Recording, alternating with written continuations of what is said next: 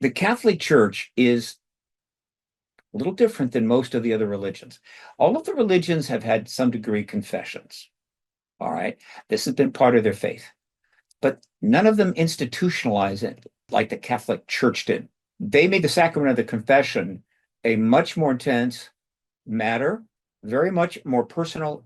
And in the 13th century, they really essentially went incognito. In other words, you've got the booth, you have the confession. It's not to be discussed.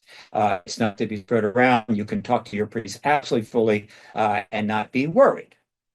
And that is been the case for 800 years. And of course, the Catholic Church is very much prominent in Europe, is very much prominent in the United States, where a great deal of the ET activity, it's certainly the tracking of it and the research has been done.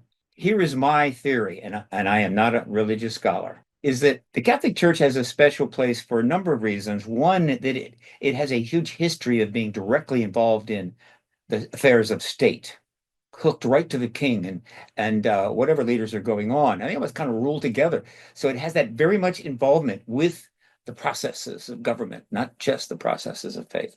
But when they started the new form of the confessional in the 13th century, 18 years on, I believe something was taking place that was inevitable. In other words, if you're someone that has seen something unusual, startling, striking, a being, something hovering that you don't understand, who are you going to tell? You're going to go tell your priest because you can talk to your priest about this in the confessional. It's going to be private. It's not going to be spread around. And so you'll go in and you say, Father, was this a ghost? Was this an angel? What was this thing flying? I'm worried. Am I at risk or anything?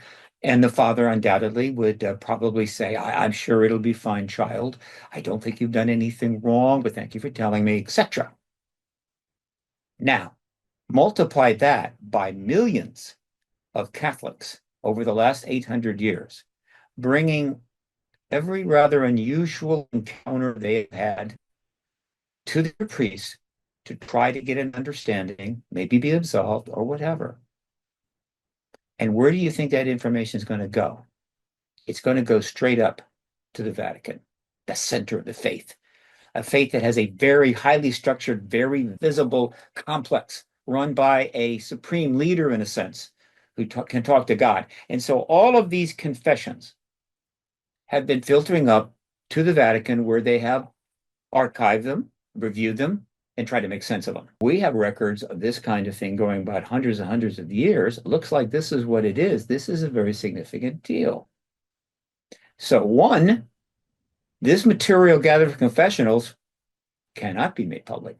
Two, getting that out or engaging that into the public is not a good idea for the Catholic Church, and they've wisely not done it. Why?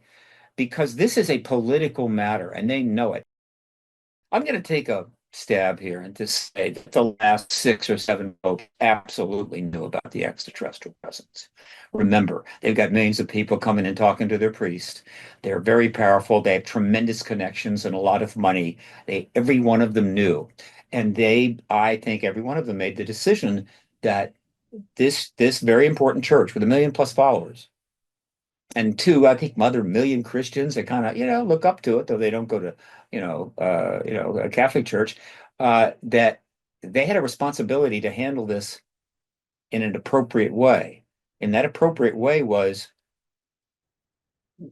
we will not simply, we won't completely ignore it, but we will respect the fact that this is something that must be dealt with, brought out with by governments, secular governments, dealing with what is a massively significant scientific reality of this universe, and not try to introduce it as fate. This is a political matter to be resolved through political action, namely confirmation from the heads of state. Not some sub-lieutenant or the undersecretary to the undersecretary. It's got to be the heads of state. And we are very close to that happening.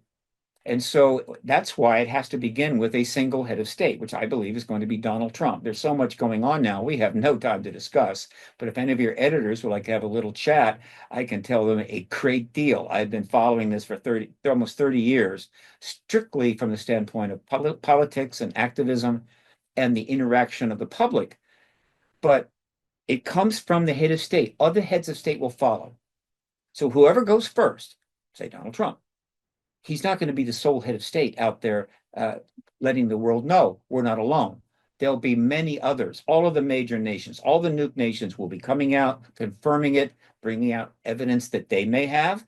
And their citizens are going to be, I think, well convinced and will be in the post disclosure world. Let me put it in perspective. It could happen any day, next week, in 2 weeks, 4 weeks. All right. An entire vast platform has been built in 7 years. So a head of state, probably our president, can stand on that platform with totally comfortable and say, we're not alone. I know you want more. We're going to work on that. We've got bills. We got this. We got that. It took 7 years. God knows how many scores of witnesses have come forward and talked privately. You've got a number of people out there that have been at the point of the spear, like Elizondo and Christopher Mellon and Gary Nolan, who are very high credentialed, accomplished people that are putting their credibility on the line by saying publicly they're here over and over again. Recently, Admiral Gallaudet added his voice. Astronaut Edgar Mitchell walked on the moon was saying this 20 years ago, and so that is all happening. But I'm watching this closely from my office, 2 blocks from the White House and 10 blocks from the Capitol.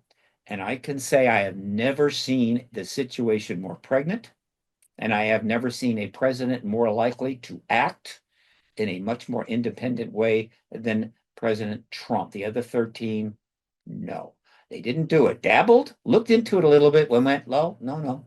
I'll let D&D work on this. This is not the nature of this president. And so whatever he does as president, and they will debate and argue about it for many years, he may be the president that ends this truth embargo. And it will be one of the greatest political legacies of all time for anyone. And if you don't like that, I don't care. This issue is bigger than your political, dislikes. But Absolutely. it's also the case that he's not going to become the king of the post-disclosure world. He will be the icebreaker. He will get that credit. But this is a fully global phenomenon.